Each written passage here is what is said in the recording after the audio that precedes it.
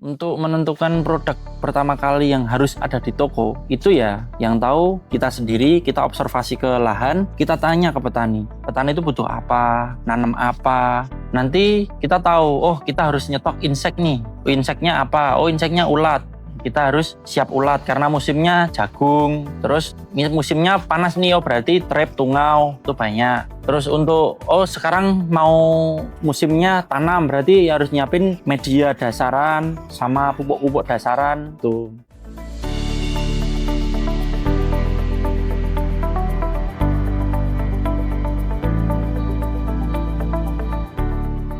Perkenalkan, nama saya Saifullah Nur Yusuf. Saya sebagai owner toko pertanian Enggal Tani Raya yang beralamat di Gemutri, Sukoharjo, Ngaglik, Sleman, Yogyakarta. Untuk sejarah sendiri untuk pertama kali buka toko Enggal Tani Raya ini tuh awalnya cuman karena orang tua juga sih. Kalau cita-cita saya sendiri nggak jualan kayak gini.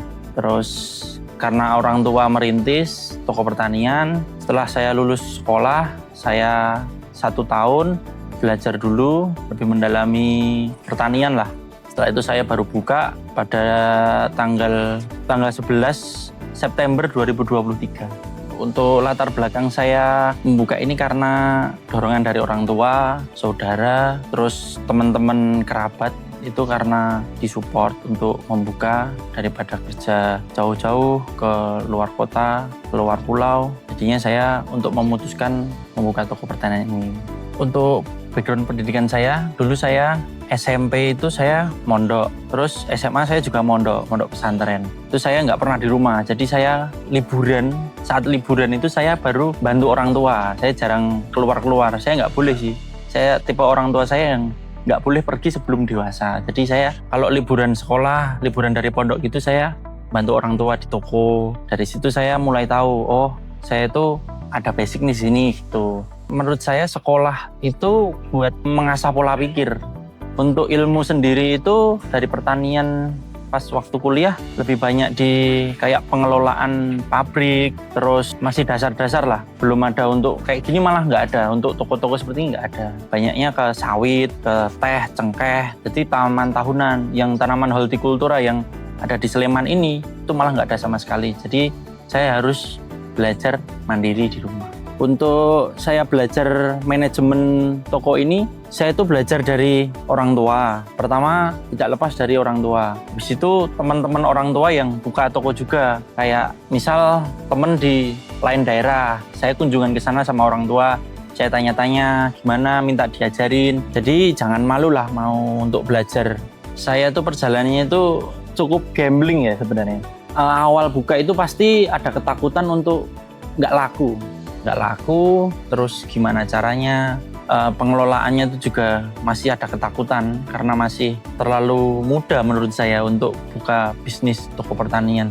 Pertama itu saya buka pada tanggal 11 itu, yang beli itu cuman 5 orang. Dan saya masih ingat semua orang-orangnya siapa aja yang bantu untuk pertama kali melariskan toko ini. Tokonya udah ada, udah dibantu sales juga untuk meramaikan, tapi orang-orang tuh masih ragu untuk mendekat atau sekedar bertanya, itu masih ragu. Untuk jumlah produk di toko ini awal buka itu mungkin nggak sampai 100, mungkin 50-an produk. Itu saya tata tuh, per produk tuh saya cuma kasih 2 atau 5 produk. Itu masih minim, etalase besar tapi isinya cuma sedikit, jadi agak lucu kalau ceritain.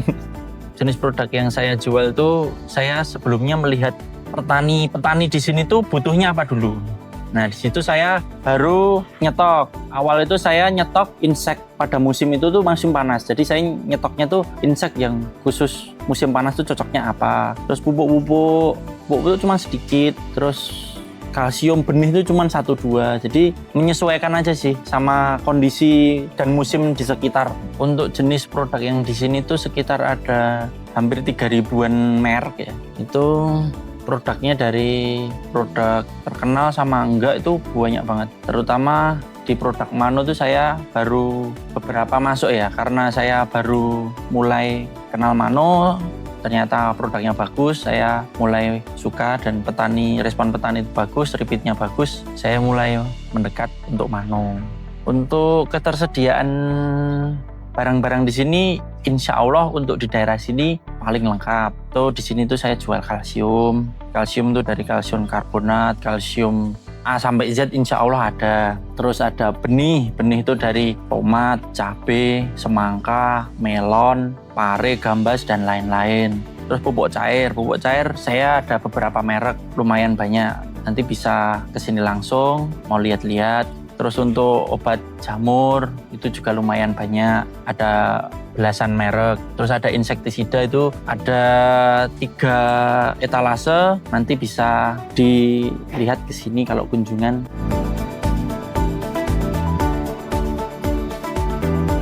Persiapan sendiri untuk buka pertanian itu yang pertama tempat untuk didirikan, nanti bisa sewa, bisa bangun. Yang kedua itu sebenarnya yang paling pokok Mas, mental, sama bisa yang penting konsisten.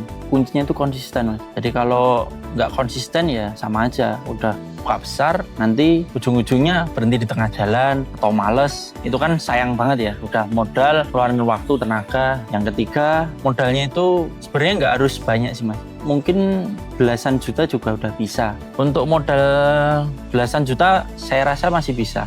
Buka itu nggak harus besar, tapi yang penting lengkap dulu. Tani kalau datang itu ada produk yang dicari, terus pelayanannya ramah, itu pasti laku kok. Dulu saya awal-awal memisah-misah itu, saya sisihkan dari 100% ya, katakanlah 100%. Saya 25% itu saya saving di bank, nggak saya ambil sama sekali. Itu buat jaga-jaga kalau untuk bayar angsuran. Karena kita nggak tahu cash flow di toko itu seperti apa, daya beli masyarakat itu seperti apa. Jadi saya saving 25% untuk jaga-jaga. Untuk 75% sendiri, saya 50% saya belanjakan, 25% untuk gaji karyawan, plus untuk jaga-jaga bayar awal sales. Karena saya barang masih sedikit, saya harus jaga-jaga sekitar 25%. Jadi 50% saya alokasikan untuk pengadaan barang. Untuk menentukan produk pertama kali yang harus ada di toko, itu ya yang tahu kita sendiri, kita observasi ke lahan, kita tanya ke petani. Petani itu butuh apa, nanam apa. Nanti kita tahu, oh kita harus nyetok insek nih. Inseknya apa? Oh inseknya ulat. Kita harus siap ulat karena musimnya jagung, terus musimnya panas nih, oh berarti trep, tungau itu banyak. Terus untuk sekarang mau musimnya tanam, berarti harus nyiapin media dasaran sama pupuk-pupuk dasaran tuh. Untuk lokasi dibangunnya toko pertanian itu sebenarnya itu nggak ada cara khusus untuk harus di mana itu menurut saya nggak ada. Jadi buka aja yang sekiranya tuh rame. Jalan tuh yang penting dilewatin orang lain tuh bisa tahu. Namanya petani itu pasti ketok tular namanya. Kalau orang Jawa bilang ketok tular. Jadi orang tahu satu nanti mesti bilang sama temannya, oh di sini ada toko. Itu pasti sekali dah mesti itu datang. Nanti mesti coba-coba. Jadi lokasi itu nggak begitu pengaruh lah. Kalau mau lebih dekat petani ya deketin ke lahan atau ke daerah warga sekitar, itu lebih bagus lagi. Di awal buka toko untuk menentukan banyaknya stok yang harus kita hitung itu, kita harus mempersiapkan. Pertama kita harus tahu dulu modal kita berapa. Kalau udah tahu, itu jangan semua dimasukin ke pembelanjaan modal pengadaan barang. Jadi kita harus mempersiapkan uang mati. Uang mati ini sekitar 30% lah. 30% dari nominal aset yang ada di toko. Jadi untuk jika kalau ada distributor atau sales yang harus ada tanggungan kita bayar dan barang itu masih, itu kita ada pegangan untuk membayarnya itu. Income toko sama untuk kebutuhan kita itu jangan pernah digabung. Uang toko kalau digabung ke pribadi bisa dijamin itu bakal habis. Jadi kalau untuk teman-teman yang mau buka usaha toko pertanian, uang pribadi jangan ambil dari uang toko, karena itu bukan uang kita, itu uang toko sendiri atau uang perusahaan kita. Kalau toko itu mau sehat, ya dipisah. Gaji owner atau gaji karyawan itu sebenarnya itu sama konsepnya harusnya ya. Jadi karyawan digaji, owner digaji, semua yang terlibat itu harus digaji. Jangan pernah ambil persenan di luar dari gaji. Misal gaji udah. Terus malah ambil lagi untuk keperluan lain. Nah itu salahnya itu di situ. Rata-rata banyak yang pakai uang perusahaan nanti jadi collab.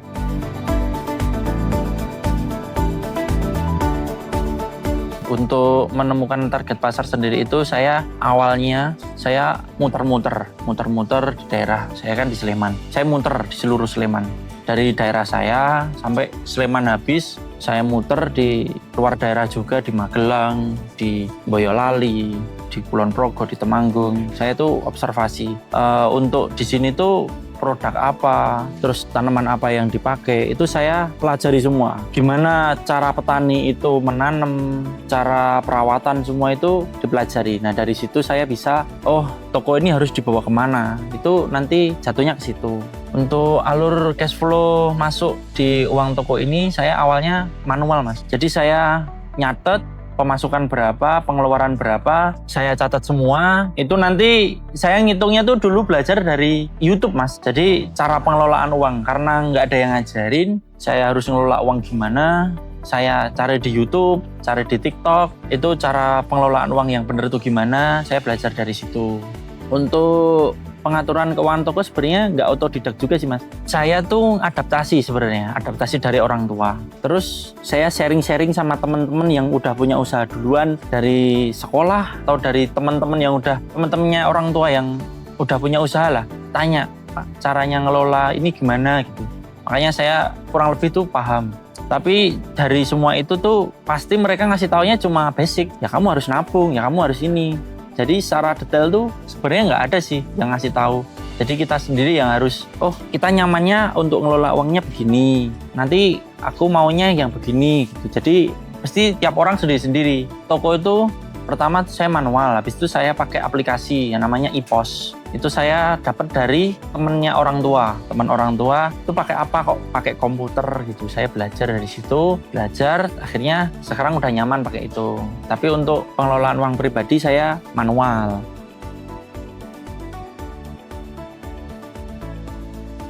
Produk yang harus tetap ada di pertanian tuh yang jelas pupuk mas. Pupuk itu nggak pernah habis. Terus habis itu benih. Kalau benih tuh yang jelas keluar terus tuh kangkung, sawi, kayak gitu tuh buat kalau di petani Sleman tuh khususnya untuk di bedengan pinggiran mas. Jadi untuk galengan kalau di sini bilangnya. Terus sama insek jamur itu ya nomor sekian. Tapi yang jelas itu pupuk, pasti itu pupuk yang harus ada dan jangan sampai kosong.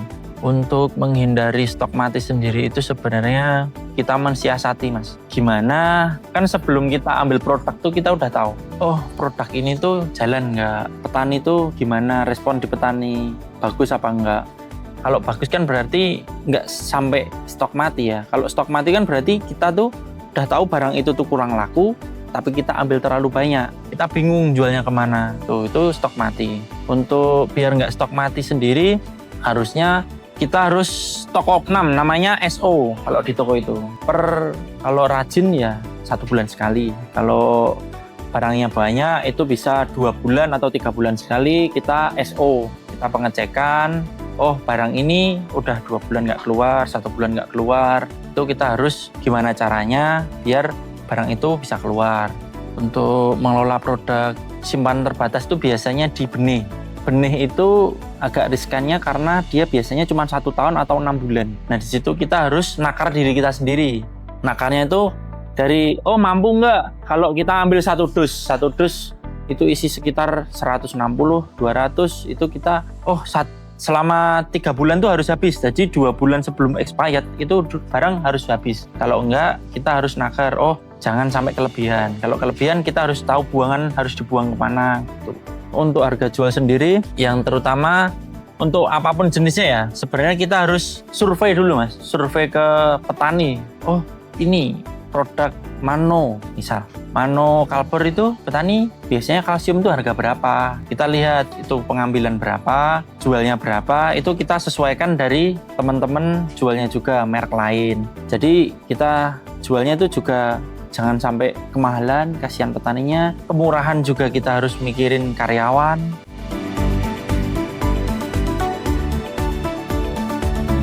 Untuk meyakinkan petani ya mas ya. Untuk awal-awal meyakinkan petani itu sebenarnya gampang-gampang susah mas. Awal itu saya bikin gebyar mas. Jadi gebyar itu gebyar kecil-kecilan kayak ODP kalau sales bilang. Jadi saya waktu itu ada petugas yang datang kunjungan. Saya minta tolong mas bisa nggak untuk bikin acara kecil-kecilan. Ya hadiahnya kayak sunlight, kopi, teh gitu. Saya minta tolong kalau saya baru buka mau bikin. Itu petani kan pasti datang. Oh ada acara apa itu? Datang. Di situ saya mulai memperkenalkan diri. Saya tuh jual obat pertanian, produk-produk pertanian. Itu dibantu sama petugas sales. Itu mereka menjelaskan produk, menjelaskan keluh kesah petani. Dari situ saya mulai bisa dipercaya sama petani. Jadi step by step mas, nggak bisa langsung saya buka langsung rame, itu nggak mungkin mas. Jadi tahapnya itu prosesnya berbulan-bulan. Bahkan saya jalan 3 tahun ini, petani yang kurang percaya itu pasti ada. Jadi kita servisnya itu harus bagus, kita harus sumeh kalau orang Jawa bilang. Harus ketawa, harus senyum, sopan, ramah, terus penampilannya juga nggak uraan. Jadi kita ngasihnya yang bagus, mesti mereka feedbacknya juga bagus. Jadi tidak sedikit banyak petani yang kurang percaya sama suatu produk, apalagi produk baru yang baru muncul. Itu untuk meyakinkan petani itu terbilang cukup susah. Jadi salah satu caranya ya kita melakukan kunjungan ke sawah, nanti kita kerjasama sama petugas lapangan atau FA untuk tolong dikunjungi petani ini, nanti didemplot, disemprot gimana pertumbuhannya. Nah itu caranya, salah satu cara untuk meyakinkan petani itu dari situ. Jadi kita tidak lepas dari bantuan petugas atau FA-FA itu. Untuk mempertahankan kepercayaan kepada petani, caranya itu ya kita, pelayan kita dipertahankan atau malah lebih bagus lagi ditingkatkan. Dari segi kita membuka konsultasi gratis untuk petani, gimana caranya mas kalau datang itu bawa masalah kita ngasih solusi. Jadi petani itu datang pusing, pulang tuh udah seneng gitu, udah oh saya tahu harus ngapain begitu.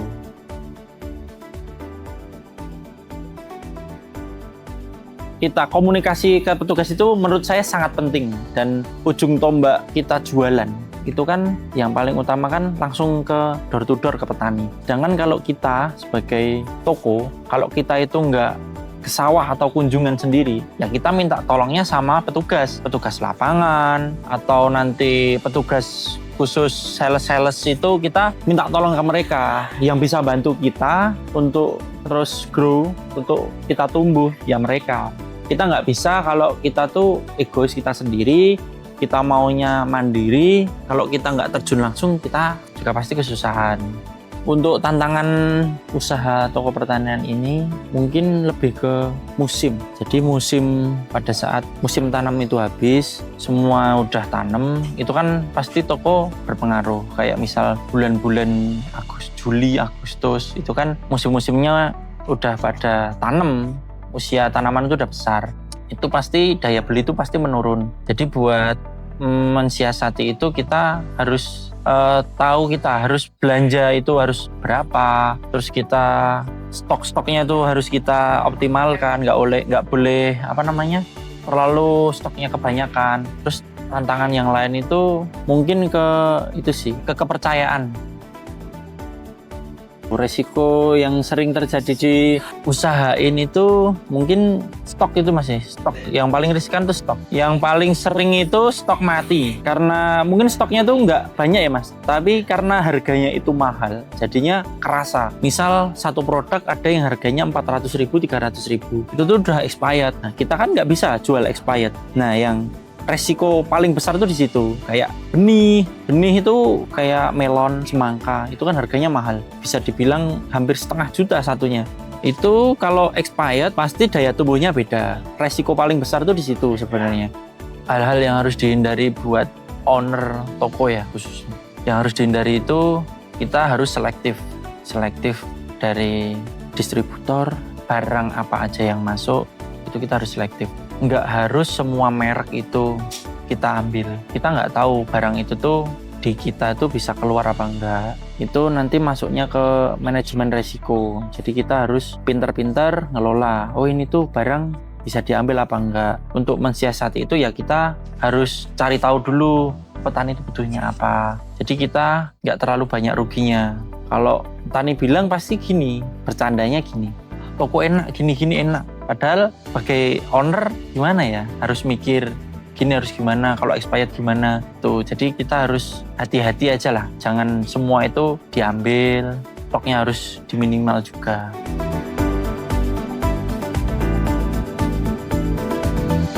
Untuk owner bisnis apapun itu, khususnya toko pertanian, saya harap pertanian untuk masa depan terus berlanjut. Anak-anak muda yang belum masih bingung mau ngapain, itu bisa belajar untuk bertani.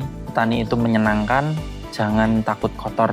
Sekarang petani bisa lebih modern. Untuk owner, tolong jaga tani biar bisa bertanam dan tidak asal-asalan. Pakai pupuk yang berkualitas, jangan ngasih pupuk yang kurang bagus karena itu mempengaruhi tanah dan meninggalkan residu yang buruk buat pertanian jangka panjang. Untuk perkembangan toko pertanian, untuk khusus owner-owner, bisa diambil hulu dan hilir.